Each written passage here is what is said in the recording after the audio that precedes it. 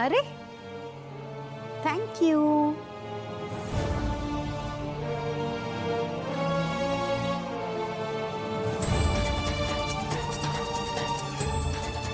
ओवी, तू आता जेव्हा पांडुरंगासमोर भजन गात होतीस ना, तेव्हा मला खरंच तुझा खूप हेवा वाटला ग. खरंच किती तल्लीन होऊन गात होतीस तू. पांडुरंगावर खूप प्रेम आहे ना तुझं? प्रेम नाही, ओढ आहे ती माझी. तसंही माझा बाबा हॉस्पिटलमध्ये आहे ना, म्हणून मी प्रार्थना केली. वाह पुरी वाह.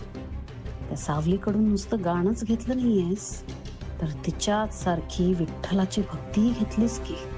हिच्या रक्तातच सारंग सावलीचे गुण भिनलेत. छान. जर पांडुरंगाला एवढ्या मनापासून तू विनवण्या करतेस ना, तर तुझा बाबा नक्की लवकर बरा होईल. पांडुरंगाला कसं मनवायचं ते तर तुला कळलं, पण सुरांच्या देवांना प्रसन्न करणं खूप कठीण आहे अगं.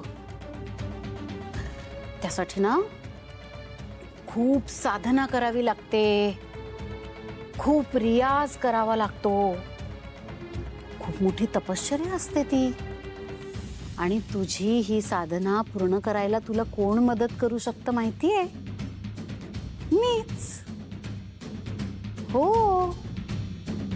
आता बघ ना, तुझी सावली टीचर आहे ना, तिच्या गळ्यात एवढे सूर कोणी ओतले? मीच. तिला गाणं कोणी शिकवलं? मीच. आणि आता तुला संगीत शिकवायलाही मला खूप आवडेल.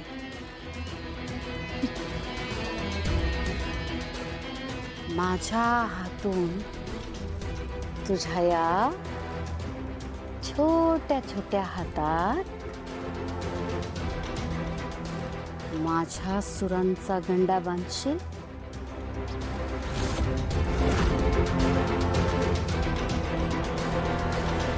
नाही, मी नाही बनणार, कारण की सावली टीचर मला अगोदरपासून शिकवतात ना, खूप छान आणि प्रेमाने शिकवतात. बरोबर.